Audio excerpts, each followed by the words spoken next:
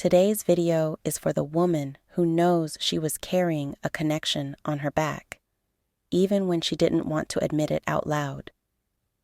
We're talking about the moment I realized I was accepting emotional bare minimum, and how that realization changed everything about the way I show up in relationships, friendships, and honestly, with myself. So go ahead, get comfortable, grab your tea, turn on your diffuser, whatever you do when you're in soft life honesty mode, because we're going there today. You ever look back at a situation and think, wow, I really let that slide? Yeah, that was me.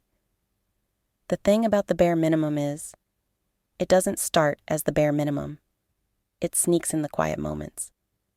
At first, I told myself he was just busy. You know, life is happening, he's overwhelmed, he's trying. The same excuses we rehearse until we believe them. And then it became normal to be the one who texted first. Normal to wait hours for a reply that used to come in minutes. Normal to accept, my bad, I fell asleep at 6 p.m. for the third time that week. I wasn't just accepting the bare minimum. I was adjusting myself to it. You know that moment when your spirit gets louder than your excuses? For me, it happened on a random Tuesday night. Nothing dramatic, no fight, no deep conversation, no big betrayal. It was quiet. I remember sitting on my bed, waiting for him to call me back.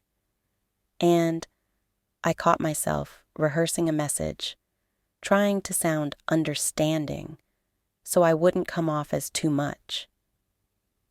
And something in me went still. I thought, why am I trying so hard to be easy for someone who doesn't even try to show up?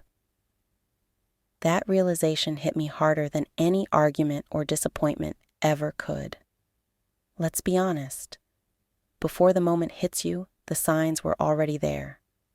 I ignored the conversations that only happened on his schedule, the way he rarely asked how I was doing, the plans I kept rearranging, the emotional effort I kept giving first, the silence I tried to justify, the I miss you messages with no action behind them, the apologies with no change, the way I felt drained but kept pushing through it. What I didn't want to admit was this. I was filling in all the emotional gaps so he didn't have to. I was carrying the emotional load and applauding him for crumbs.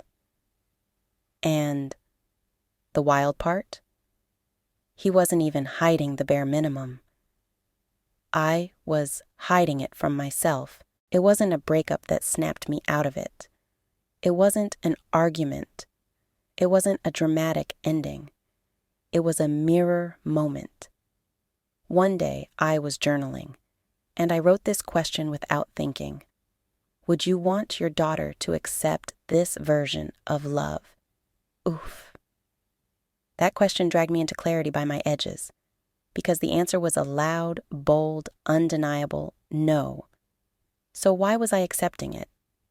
Why was I settling for the kind of emotional starvation diet I'd never let someone I love experience? That's when I realized bare minimum only feels like enough when you're not used to being poured into. That's why healing is dangerous, because once you taste consistency, baby, crumbs won't cut it. I didn't make a big announcement. I didn't start a fight. I didn't give a long speech. I got quiet. I stopped initiating, stopped over-explaining, stopped trying to make conversations feel alive, stopped accepting last-minute plans, stopped rearranging myself like a human pretzel for someone who didn't even bring a seat to the table. My energy told the truth long before my words did. And you know what happened? He noticed, but not because he cared, but because he lost access to the version of me that overgave. That's when I realized some people aren't afraid of losing you. They're afraid of losing the benefits. When you finally stop accepting the bare minimum, 3 things happen.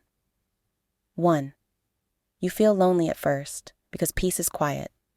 2. You feel guilty because you're detoxing from overgiving. 3. You feel powerful when your spirit finally settles, and then it hits you. You weren't hard to love. They were just unequipped.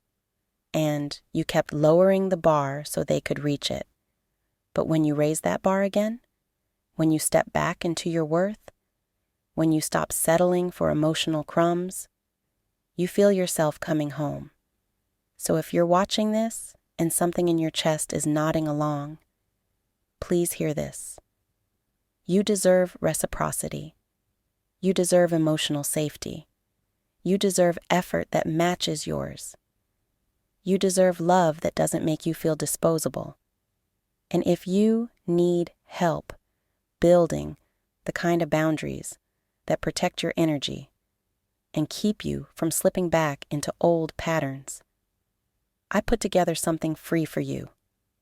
It breaks down the exact boundaries every bougie woman needs. The ones that keep your standards high, your spirit grounded, and your peace protected.